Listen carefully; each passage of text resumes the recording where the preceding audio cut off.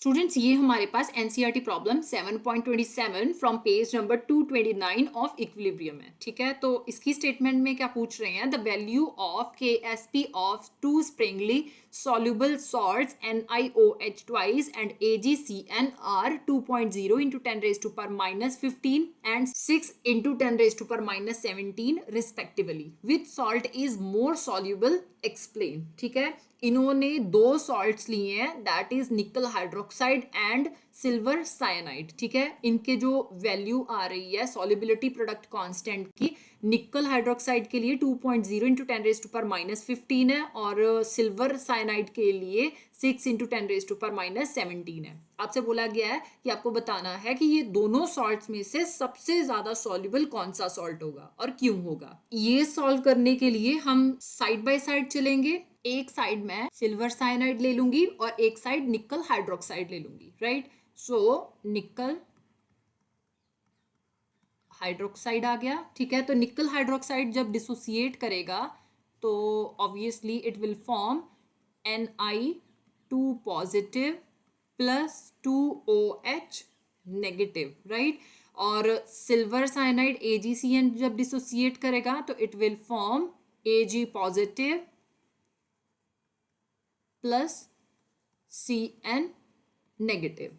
Okay, अब KSP हम कैसे फाइंड आउट कर सकते हैं, KSP equal to concentration of product लेते हैं। So concentration of Ni2 positive into concentration of OH negative. अब हमारे पास 2 मोल्स ऑफ OH नेगेटिव है तो ये पावर 2 हो जाएगा, राइट। इस केस में भी KSP ऐसे ही आएगा, KSP equal to concentration of Ag positive into concentration of CN negative आ गया। ओके, अब यहाँ पे मेरे पास जो Ni2 पॉजिटिव है, ठीक है, इसको मैं let solubility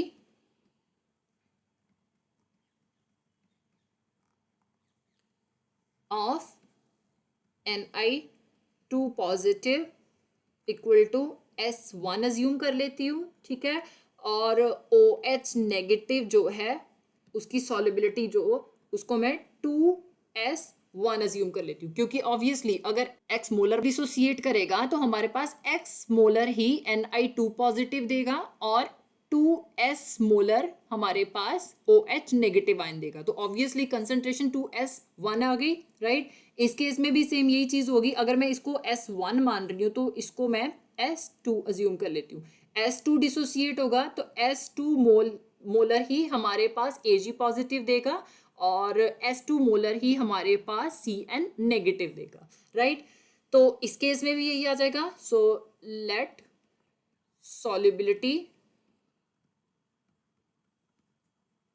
of Ag positive equal to S2, right, और CN negative equal to S2 ही आएगा। ओके, अब आप सभी की वैल्यूज पुट करोगे और अपना आंसर फाइंड आउट करोगे, राइट। सो KSP की वैल्यू हमारे पास कितनी गिवन है, that is 2.0 into 10 raise to power minus 15। ठीक है, Ni2 पॉजिटिव हमने S अज्यूम किया है, ठीक है, और OH नेगेटिव हमने 2S, दोनों 1 आप साथ में मेंशन कर दो, अज्यूम किया है, राइट। एंड OH नेगेटिव का स्क्वायर है सो इसका स्क्वायर आ जाएगा। ठीक है, 2.0 into 10 raise to power minus 15। ठीक है, S1 आ गया, सो 2 इंटू 2 हो जाएगा, 2 का स्क्वायर 4 आ गया, सो S1 का स्क्वायर हो गया। ओके, सो ये दोनों अगर मैं इसको पावर मान के चलूँ, S1 की पावर 1 है, ठीक है, दोनों पावर्स मल्टीप्लीकेशन में है तो सिंपली ऐड हो जाएंगी। So it will be 2.0 10 raise to power minus 15 equal to 4S1 की पावर 3 आ गई। ओके, अब ये जो 4 है ये हम दूसरी साइड ले जाते हैं। So S1 cube equal to 2.0 into 10 raise to power minus 15 divided by 4 हो जाएगा। ठीक है, ये 2 इसके साथ मैं कैंसिल कर सकती हूँ, सो 2 आ गया, राइट। S1 का क्यूब इक्वल टू अगर मैं ये 1 जो है इसको एज इट इज लेती हूँ into 10 raise to power minus 15 by 2 कर देती हूँ तो इट विल बी S1 का cube equal to 0.5 into 10 raise to power minus 15 हो जाएगा, राइट। तो ये जो हमारे पास डेसिमल पॉइंट आ रहा है, ये लेफ्ट टू राइट डिस्प्लेस करना चाहती हूँ मैं, तो ऑब्वियसली एक डिजिट डिस्प्लेसमेंट शो करेगा, तो श्योरली हमारे पास पावर जो है वो -1 आ जाएगी। सो 10 रेज टू पावर -1 बन जाएगी।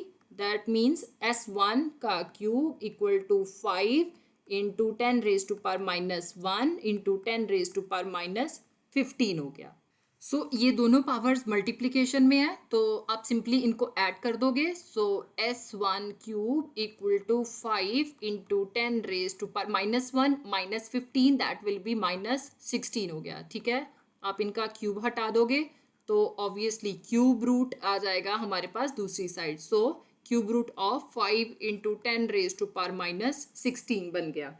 तो जब आपने 5 इंटू 10 रेज टू पावर -16 का क्यूब सॉल्व किया तो you will get S1 equal to 7.93 into 10 raise to power -6। Okay, now next हम दूसरा देख लेते हैं। सो अब इनकी भी वैल्यूज पुट कर देंगे तो हमारे पास KSP की वैल्यू कितनी गिवन है, that is 6 into 10 raise to power -17, right. And concentration of Ag positive हमने कितनी अज्यूम की है, S2 अज्यूम की है, okay.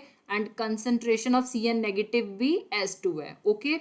So 6 into 10 raise to power -17। So जब मैंने S2 को S2 के साथ मल्टीप्लाई किया तो इट विल बी S2 का स्क्वायर। अब आपने क्या किया, इसका स्क्वायर हटाने के लिए दूसरी साइड स्क्वायर रूट कर दिया, राइट। सो आपके पास square root of 6 into 10 raise to power -17 आ गया, ठीक है। तो जब आपने इसका स्क्वायर रूट सॉल्व किया तो you will get 7.8 into 10 raise to power -9, right. अब देखा जाए तो हमारे पास S1 की value 7.93 into 10 raise to power -6 आ रही है, ठीक है। और S2 की वैल्यू हमारे पास 7.8 इंटू 10 रेज टू पावर -9 आ रही है, ठीक है। तो हमारे पास जो सॉलिबिलिटी है वो किसकी सबसे ज्यादा है, दैट इज NiOH ट्वाइस की। तो ऑब्वियसली जो हमारे पास निकल हाइड्रोक्साइड है वो ज्यादा सॉल्युबल होगा as compare to silver cyanide. So you can write since solubility of NiOH twice is more than AgCN, so NiOH twice is more soluble